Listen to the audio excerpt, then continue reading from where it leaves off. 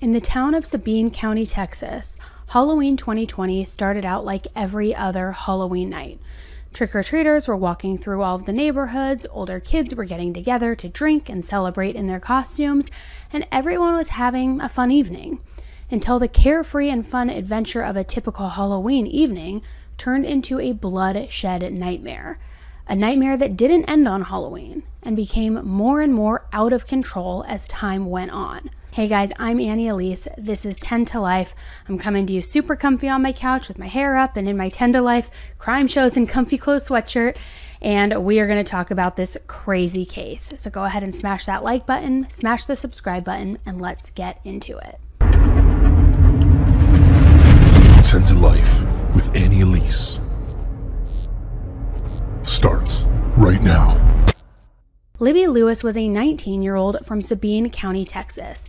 She was absolutely beautiful. She was also a member of the Choctaw Apache tribe of Ebarb, and she was somebody who set goals for herself and really wanted to brighten her own future. She had just recently graduated in 2020 and was working as a nurse's aide and was going to nursing school with goals of becoming a nurse practitioner to be able to one day help other people.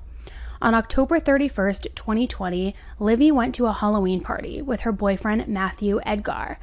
The night started off fairly normal until the couple got into an argument. Matthew had allegedly seen Livye talking to another man at the party, which turned into a very public argument. Multiple people saw the two of them yelling back and forth and arguing. After a bit of back and forth, Livye had decided that she was going to leave the party, causing Matthew to leave behind her, chasing her in his car. Nobody had thought anything extremely unusual had gone down. I mean, alcohol mixed with jealousy can be a recipe for disaster in some relationships. I know I've had experiences like that. I'm sure many of us have, unfortunately. So nobody really expected that this fight was going to erupt into what it did, because this wasn't just an alcohol-fueled spat between a young couple. Not long later, Livye was found dead inside her vehicle along Farm to Market Road with what seemed to be a gunshot wound to her neck and facial area. First responders had arrived at the scene believing that they were dealing with a two-vehicle car accident because they saw Livye's car and Matthew's car. However, they quickly realized that they had just arrived at a major crime scene.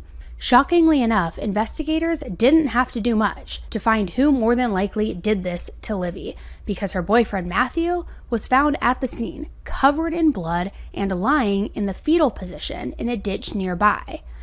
Matthew was taken by ambulance to a local hospital, and on the way, he told investigators that he last remembered drinking on a porch and seemed a bit confused or like he was maybe still drunk. He also told them that he had been stabbed, though once at the hospital, they found no stab wounds on his body when they were checking him out. When investigators told Matthew that Livye was dead, they say he cried and acted shocked and distraught. So was this young couple targeted by somebody else and he was so drunk that he didn't remember the attack? Or was he in fact the one responsible? Matthew was treated for minor injuries and immediately handed over to the police. He was booked into the Sabine County Jail on November 1st and was denied a bond. Livye's autopsy report came back, and her cause of death was blunt force trauma to the head as well as a shotgun wound to the neck. Livye was on her way home from that party when Matthew caught up to her in his truck. He used his truck to drive and follow her, and then he shot Livye. Then he took her phone and key fob and went to his mother's house. There, he got a different truck and was found later at the scene, but he had dropped the key fob at his mother's place. Now you might be thinking, okay, case closed, this young couple was drunk at a party, they got into a fight, he followed her, he was pissed off and he killed her, case closed. Now we just need to know why. Well, that's not even close to what is about to go down, not by a long shot, guys. Months passed, and in April of 2021, there was a hearing for Matthew. Despite the circumstances of the crime and the certainty of him being more than likely found guilty, Judge Craig Mixon granted him a $50,000 bail, which he posted, and just like that, he was released on bond. District Attorney Kevin Dutton objected to the bond, but it was still set. DA Kevin said, although I do not agree on the granting of the bond, I do believe the court was following the law and changes in the law. DA Kevin told the media that the governor signed an executive order which waived the 90-day period that the state had to bring forth an indictment on a person after they had been arrested and were jailed. The Texas court shot down that order, ruling that the governor could not do that. The court therefore ordered that the suspects who are not indicted before that 90-day deadline are to be released on a surety or personal recognizance bond. Well, I don't think it is very uncommon, actually. In this particular situation, for instance, with Matthew Edgar, he actually was released due to a prosecutorial mistake, basically not getting him indicted within the 90-day time frame. That caused a series of judicial decisions to have him released. Many people in the community were understandably infuriated. Protesters gathered outside of the Sabine County Courthouse to voice their frustrations and encourage people to sign their petition. However, this didn't change a single thing. As frustrating as it was, they couldn't change the law and the judge's orders. The scariest part for everyone was that he wasn't even given any restrictions or curfews. He was essentially allowed to do whatever he wanted, wherever he wanted, which very clearly seems insane for someone that could soon be found guilty of murder. As we all know, nobody is guilty until proven guilty, but the thought of someone being essentially free when there's even the slightest possibility that they have committed such a heinous murder is absolutely bone-chilling and just feels incredibly wrong to me. So he was out on bond, gallivanting around, and his trial was set for almost a year later, for January 2022. And he, of course, pled not guilty. 1 month before the trial was set to begin, on December 15th, 2021, the Sabine County Sheriff's Office responded to a call at 2 p.m. that reported a woman had attacked a man and then broke the windshield of his car at a gas pump. This woman was Livye Lewis's mother, Darcy Bass. Darcy had allegedly ran into Matthew at a convenience store when the situation escalated. Darcy took to Facebook to later write that she would be turning herself in after learning that Matthew was pressing charges against her. She wrote in the post that she threw things at him, assaulted him, and damaged his vehicle. The charges against her were assault caused by bodily injury, retaliation, and criminal mischief. Her post reads, "Update. Matthew Edgar filed charges against me, assault causing bodily injury, criminal mischief, retaliation. I'll be turning myself in Monday." Below it says what had happened the day before as the recap, saying, "Today I walked into the store closest to my house and I was talking to clerks when Matthew Edgar walked in and I lost it. I started going toward him, throwing things and screaming, 'You killed my daughter.' I assaulted him and damaged his vehicle while he was running from me like the little bitch he is. I wish I could have done more. It's too much to see him in public. Well, if he didn't know before, he knows now how I'm coming. I apologize to the clerks and other onlookers, but what do they expect me to do? Figured his mama would call the law, but anyways, he drives around a 95 to 99 maroon model Toyota Tacoma, and he was traveling around 2 o'clock. Now, I just have to say, Livye's mom is a badass bitch. The fact that she's saying and calling him out, saying he ran away from me like the little bitch he is, I just gotta say, I love that. Not saying that I condone violence or assault, but I love that. So, let's keep going. Sydney Ebarb, the niece of Darcy Bass, told the media that she had turned herself in around 4 p.m. that Monday. Sydney told the media, "I don't feel like a grieving mother should have to be turning herself in. She shouldn't even have to be grieving. It was not natural causes that she's not here with us, and I just feel like they need to understand that if you were in her shoes, you would have done the same what you would have done." Protesters gathered outside of the police station that same day to show their support for Darcy and Livye's entire family. On December 21st, 2021, a few days after this altercation took place, there was a post made by a woman named Ashley Short, who was allegedly with Darcy when she turned herself in. Now keep in mind, everything I'm about to say is alleged and according to a Facebook post that was again shared by Darcy and kept on her public page. Darcy had supposedly been told that if she turned herself in, she would be processed and released. But when she arrived, the intake officer told her that she had come in too late and that she was going to have to spend the night. Ashley Short writes in this post, "Someone walked past me and opened the door to the lobby, at which point I turned around and hear the intake officer yell at her to shut the door. I hear Darcy tell him she will come back in the morning to be processed at the right time. I see Darcy take a step toward the exit with her sister Tanya beside her when Officer McDonough reached both hands from behind her, grabbed her by the shoulders, snatching and slamming her back against the wall by the intake door, and yelled, 'Oh no you don't.' I saw Tanya reach out and say, "Hey you, hey, you don't have to grab her like that." Then I see the officer grab Tanya, who has medical issues, by the arm with both hands and shove her to the floor of the sheriff's office lobby floor. He then grabs Darcy and shoved her through the intake door, where I believe she fell too, just before slamming the intake door closed behind them, leaving Tanya on the floor unassisted with what is now known as a dislocated kneecap. We called 911 at 3:47. The call was answered by the dispatcher sitting behind the glass in the lobby that this all happened in. The dispatcher then proceeded to ask questions about Tanya's condition and if her leg was broken. The ambulance arrived around 3:53 to the jail and escorted Tanya to the hospital. The mother of a murder victim spent the night in jail for assaulting her daughter's killer after the justice system in Sabine County failed her. She should have never been put in the position to see him in her neighborhood gas station, and she most certainly should have been treated with more respect than she was shown. Officer McDonough had absolutely no right to grab her the way he did. He had no right to shove Tanya the way he did, causing injury. He had no right and used exaggerated use of force for no reason when things could have been resolved in another manner. I do not feel safe having someone like that on payroll at the sheriff's office. Included in this post was a video taken from the outside of the station when it all happened, as well as a photo of the stretcher brought in for Tanya. I got you one.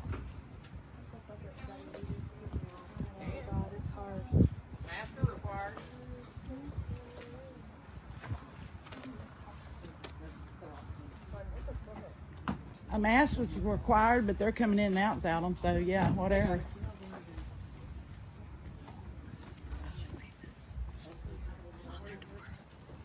Where's the tape? What is going on? Open the door. What is that? Dorothy! Get him, Mama! What they do? Hey! What?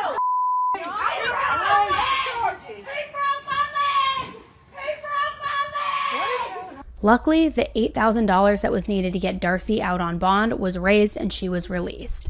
As if this case wasn't messy enough, guys, it was about to take an entirely new turn, making it so messy and crazy.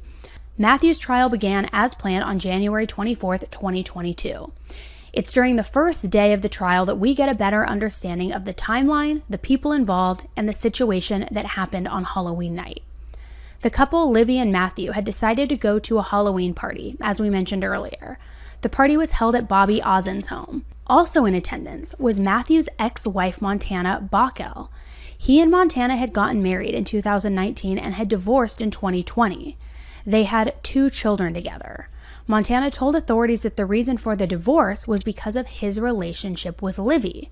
But despite that, Livye and Montana had actually become friends. Montana even said that she thought that Livye was good with the kids. Caitlin Frick testified that she and her husband Tyler were also in attendance at this party. She claimed that they were all drinking and playing card games. She said on the stand that at some point Matthew had left and returned.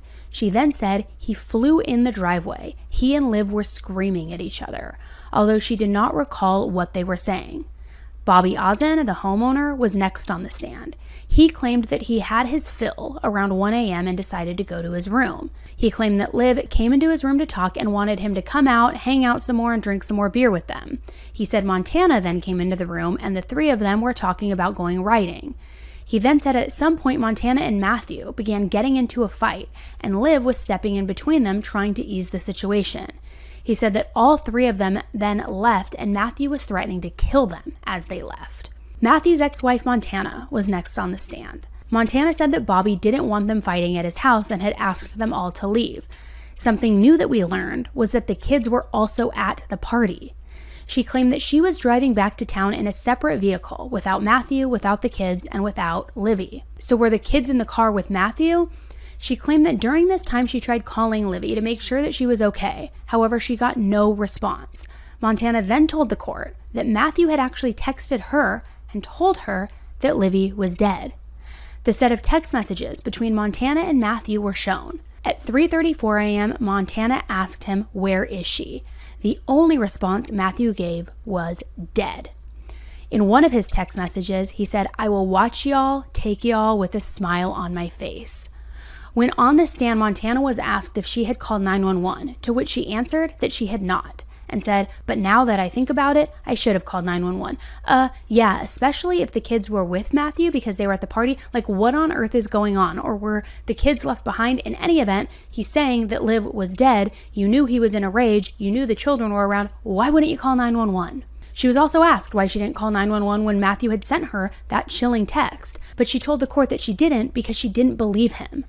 Lastly, while on the stand, she identified Matthew's gun. I had my car cranked, and Livy said she had to run back inside for something and that she'd be right back outside. Well, she was inside for, I want to say, 10 or 15 minutes. So I got out, and I went in there, and I was like, "Hey, what's going on?" Her and Bobby were in there talking, so I sat down, and I was talking with them. We were in Bobby's room. And everything was good. She said that she was going to stay there, so I was just going to go home. I walked out of Bobby's bedroom door, and I closed it, and Matthew was standing in the doorway. And I go to walk around Matthew, and he starts trying to choke me. And I get him off of me, and I go back in Bobby's room, and I tell Bobby, I said, "Get up and get your clothes on because Matthew's outside, and he's about to go crazy." So Bobby got up and got dressed and went outside, and then me and Livy followed behind Bobby. And I seen where Matthew had beat the dog shit out of my car. All three of my doors were kicked in, and I lost my shit on Matthew. I started swinging at him. Matthew wrapped me up and threw me on the ground. All I remember is I hear Livy screaming, "No, Matthew, get off of her, get off of her." I'm not sure who pushed Matthew off of me. It was either Bobby or Livy. Livy goes back inside Bobby's to grab her. I follow her, and I'm like, "Livy, are you okay?" She's like, "Yes, I'm fine. Are you okay?" And she said, "Yes." And so Livy gets in her car, and she leaves, and I get in my car, and I leave behind her. And apparently, I don't know if Matthew and Bobby had words after we left, but it couldn't have been long because not long after I left, Matthew had caught up to me and cut me off on 944 by the church road. I don't know if y'all know where that's at. He gets out, and he comes to my car, and he starts kicking my door again, and I go around him. And as we're driving down 944, he's, like, riding my ass and all kinds of stuff. I knew that if I came to my apartment, I'd be by myself, and I didn't know how well that would go for me, so I drove to the brick house, his grandparents' house, next to his house. And I seen Livy turn down that way, and I call her, and I'm like, "Are you okay?" She's like, "Yes, just go home." But I knew if I went home, I didn't know what would happen to me. So I went where I knew people would be at in case something did happen. He was still following me there. And I pull up underneath the carport, and I go to get out. He's kicking my door, and he's choking me again. And I get him off of me. I go inside. I have Livy's location, like where I can track her. And I tracked her, and she was past the brick house, like going toward Lowe's Creek. I don't know how far down there she was. And then I never heard from her again after that. Hey, this is why was you wait? So you were tracking her. So when did you look to see where she was at? Not long after I had been inside. And whose house did you go into? His grandparents' house, where his mom lives at. What you were staying there? No, I went there because I knew that somebody. What time was there, this? like, to what help time was me it? In case if he tried to do something. What time was this? What time was this? I want to say we left Bobby's around 2:30, maybe. Okay, so you were safe at 2:30. Yes, I was inside. And where do you normally live? Where do you live? I'm sorry, what? Where do you live? I live in the apartments in Hemp Hill. So you would have went there. Yes. But instead of going there, you went to his family's house. Yes. And so after that, he didn't mess with you because you were safe because you was at his family's house. Yes, he went. And Livy, where was it? Livy passed by and was going towards Lowe's Creek at what time? Around that same time. She was in front of me. Livy was in front of you? Yes. And you didn't know where Livy was going to go that way? Where was she going? I'm sorry. People, go in there. I'm on the phone. Okay, hold on. I'm coming. Go in there. Where was Livy going? Do what? Where was Livy going? I have no idea. So do y'all know anywhere that she would be going out there towards Lowe's Creek? I don't. But at that time, I mean, after all that, she's going to go. So Livy was in front of you. She's going all the way. She don't know if you're going to the apartment. Are y'all talking on the phone? No. We did, and I asked her if she was okay. She said yes, and she told me to go home. And then, but y'all were right behind each other. Y'all were right behind each other when y'all talked? Go near. So, you didn't see Matthew nor Livy no more after that, after 2:30? No, I did not. Jail calls were also played in court on this day, one call being between Matthew and his mother, Cindy. In this call, Matthew had asked two very specific things: for her to bring books, along with how to secure his guns, including the .308 gun used in the murder. It was estimated that Livy was killed between 3 and 4 a.m., and the last bit of important information shared was that Livy's ankles were crossed when they found her body. Prosecutors claimed this was because the vehicle was stopped and she must have been getting comfortable and in a comfortable position to have a conversation with someone, such as her boyfriend Matthew. Day 2 of the trial had even more witnesses and testimony from individuals, such as forensic scientist Carrie Todd, medical examiner Dr. Danielle Armstrong, forensic examiner Jay Norman, and many more. The conversation was about DNA in Matthew's vehicle, the autopsy results, the bullets used, and the swabs taken from scratches on Matthew's chin and face. Then, everything took a turn on day 3. Day 3 of the trial began, but one crucial thing was missing: Matthew. He had completely vanished. The trial still continued without him while investigators searched for Matthew. Matthew's defense attorney, Roy Hughes, asked the jurors in court to only give his client 50 years in prison because the jury had an option of anywhere between 5 and 99 years, but it had to be agreed upon unanimously.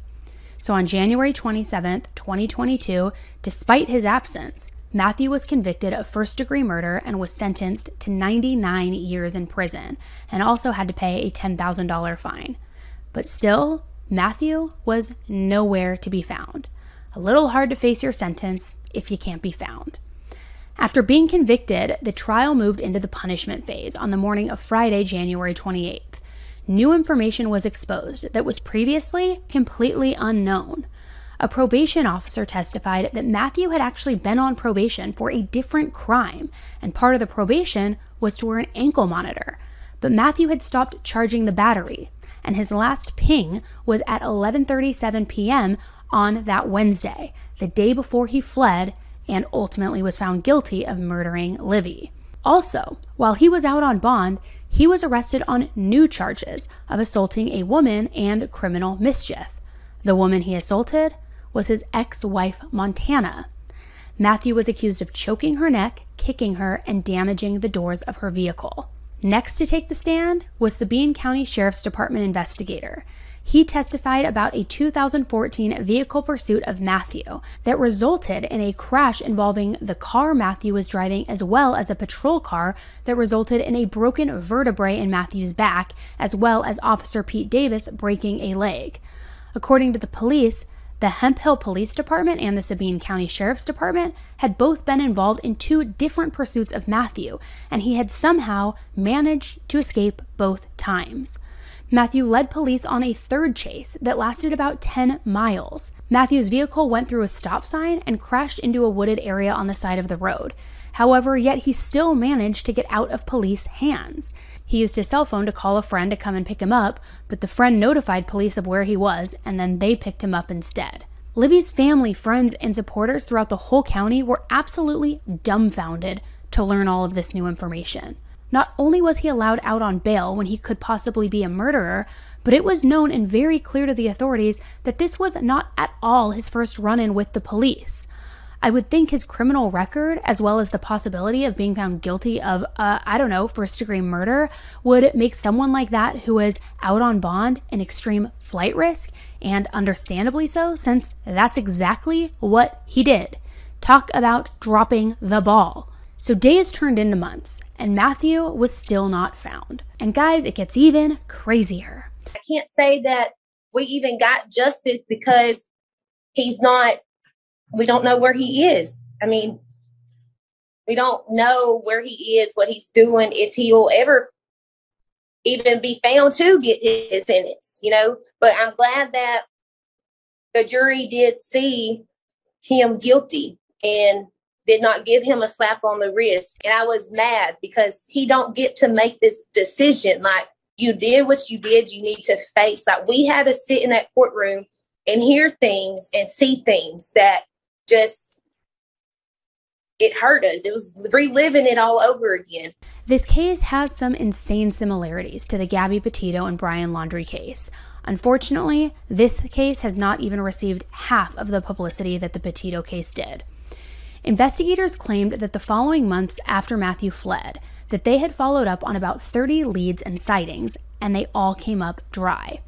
At one point, there was a tip that Matthew may have been in his grandparents' home. However, when it was searched, there were no signs of him. Definitely stings a little bit that he's not here. They allowed him enough range for him to be able to run off and not be held accountable for his actions once again. Based on Facebook pages, as well as what has been said in the media, the whole situation of Matthew being on the run is very fishy for many reasons.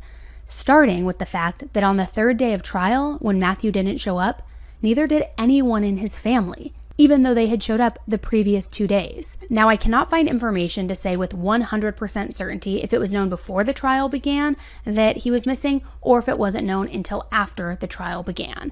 The media makes it seem as if it wasn't known until he simply didn't show up at the scheduled time of the trial. And if that's the case, why wasn't his family there? Shouldn't they have been present and shocked as everybody else was in the courtroom to find out that he had fled? Or did they already know he was planning to flee? Which we're going to get to. Darcy Bath's Facebook page is full of her beliefs of what really happened. Similarly to the Laundries, Darcy believes that Matthew's family fully knew that he was leaving. She also believes that his ex-wife Montana knows more than she is saying, or may have even been involved. Darcy made a status on February 26th that says, "It still makes me sick to think that he posted something like this in the middle of whatever happened to my daughter. Still, so many unanswered questions. Montana knows what happened and has been caught lying numerous times. Maybe if the law would prosecute on perjury and apply some pressure, we would know the whole story and whose DNA was present. Maybe Montana was there too." She posted this along with a series of photos Montana had posted from Halloween night that shows Matthew commented on her post at 3:02 a.m., which is the time frame that Livye was believed to have been killed. Now, I'll be honest, a lot of things with Montana do not add up.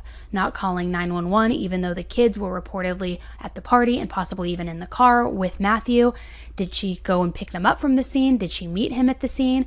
The conflict and charges between Montana and Matthew as all of this was unraveling. There's just so many things that feel disjointed here. We also know that she told investigators that the reason that she and Matthew separated and divorced was because of Livye. Was she jealous? Was she participating in this to get her out of the way so she could put her family back together? Was there more involvement? Because Livye's family seems to think there was. Darcy also pointed out on her Facebook the suspiciousness behind Matthew's ankle monitor dying the night before his court day and how nobody had thought to check it out.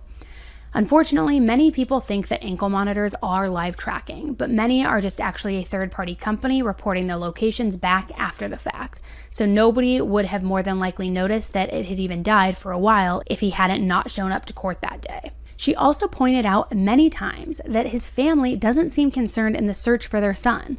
Ironically enough, his family did arrange a search on September 10th, 2022, which was months after he had last been seen. The search was to be held in the same area where he was seen almost 8 months prior. Now, this, in my personal opinion, makes them look even more suspicious and like they're trying to cover their tracks by looking concerned, appearing concerned. I mean, did they really think that after almost 8 months later of him being on the run, that he would be still alive on the run and that he would still be in that exact same area that he was in 8 months prior? Matthew's sister Jenna commented to the media in August, saying, "At this point, neither I or my family members know if my brother is dead or alive." So maybe his family was searching for his body during that September search? Either way, I truly don't understand why nothing was done by them for almost 8 months. Unless, of course, it's because they allegedly know exactly where he is. Darcy is extremely disappointed and feels the justice system has failed her daughter. Seeing her Facebook posts, as well as interviews she has done, is absolutely heartbreaking. How do you feel right now? I feel like that I am in some type of nightmare. Like, I mean, definitely in a nightmare. I can't rule anything out at this point.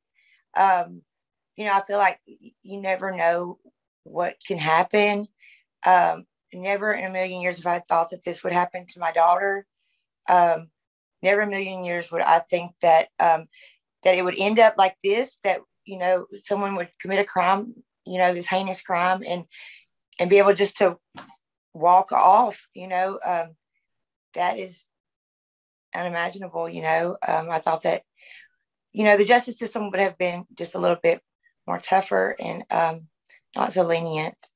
I understand that the verdict was great, and I thank the jurors, and the sentencing was great, but the lack of trying to keep an eye on that person, and this is a very dangerous person, most dangerous person in our area. Okay, and they don't have a lot of people just to look after, and they should have done a better job of looking after this one to protect not only myself and my family, but the community also.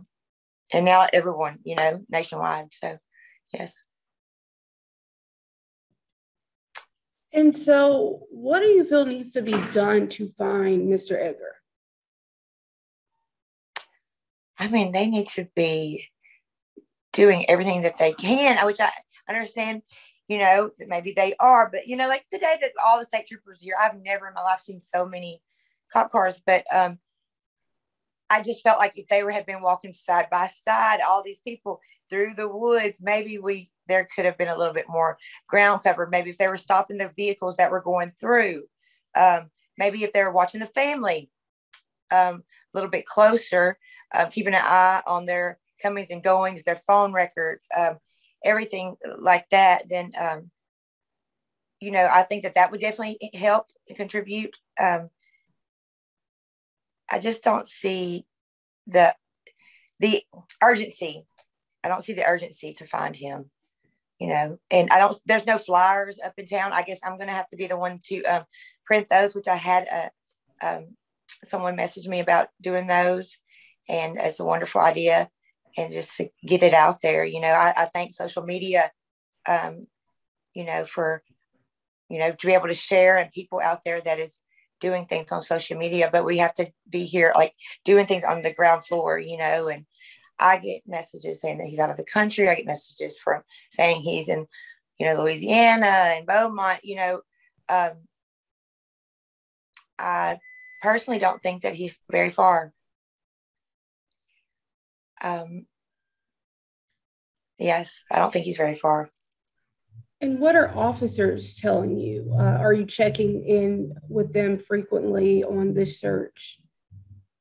Well, since I was never I haven't been told anything. I haven't been given any updates. I haven't been contacted as far as that.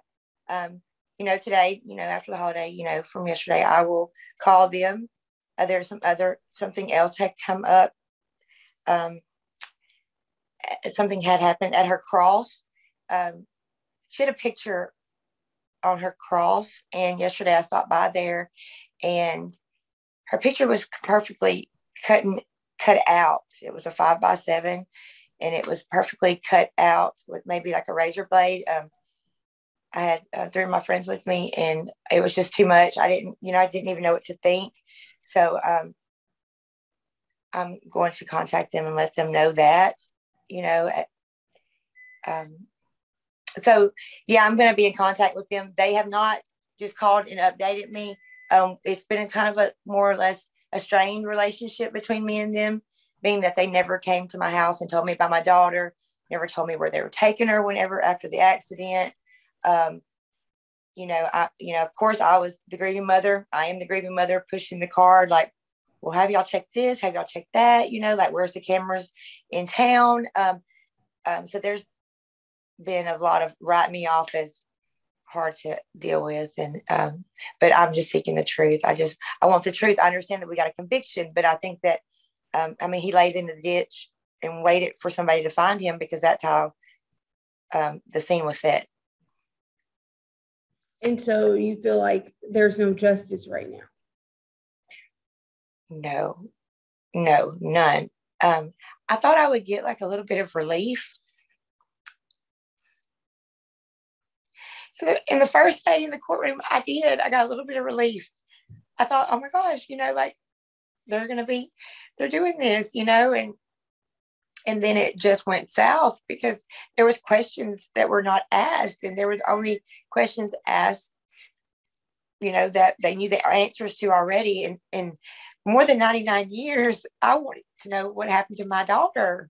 Like, what went so terrible? Why did you go from trusting this person with your child, him and her both, Matthew and Montana, to want to, kill this person, kill my daughter, kill this person that was taking care of your most precious item, and no, there's no justice. There's no justice. I feel like there's other people that helped him. They knew about the that Livy had been I can't even say it, that my daughter was gone, and they didn't do anything. They didn't call the authorities. There's people that have perjured the court several times, and obstruction of justice, perjury, none of those things have been brought up. And I feel like if they were, then pressure bust pipes, and if that pressure would have been applied, then the things that I don't know may have come out. On December 6th, 2022, just a couple of weeks ago, In Pursuit with John Walsh aired a segment concerning the murder of Livye Lewis. Matthew Edgar is still on the run. There is a $10,000 reward for information leading to his arrest. He is currently listed as one of the top 10 most wanted fugitives in Texas. He's described as being white, 5'10", and around 140 pounds. He has brown hair and blue eyes. He's considered to be armed and dangerous. So if you have any information about his whereabouts, please call or text the In Pursuit hotline. There's a Public Justice for Livy Facebook group page as well, and her mother Darcy also keeps her Facebook page public, and both of them have a lot of information on it. My question for you is, do you think that his ex-wife Montana knows more? Do you think that she has more information? Do you think she has helped with him fleeing? Do you think that she participated at all in the crime?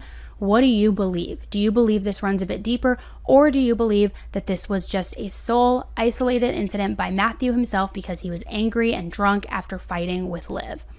In any event, he is still on the run, guys. Liv's family doesn't have justice. This dangerous and possibly armed criminal is on the run, has faced no accountability, has been sentenced to 99 years in prison, and is just gallivanting out on the run right now, as far as we know. So please take 3 seconds, copy the link to this video and share it on your social media. Share it on your Facebook, share it in your group chat with your friends, share it on your Instagram story as a swipe up. Do something to spread the word, because you all know the more eyes we have on a case, the more awareness it generates. And with him out on the run, it is so important that as many people as possible see his face, see his picture, and see what he has done and what he has been convicted of doing, so that they can steer clear of him and so they can send in tips to the police, and hopefully it will lead to an arrest. So guys, please share this video anywhere you possibly can, on Reddit, on Facebook, anywhere, because Liv's family still has not received a shred of justice in this case. And it has now been going on for years. So please do that. And of course, leave your supportive comments for her friends and family below. Let me know what you guys think on this case. Let me know what you think the motive was, what the truth is, who really is involved. Let me know. All right, guys, thanks for tuning in. Thanks for sharing it. Thanks for spreading the word. And until the next one, stay safe.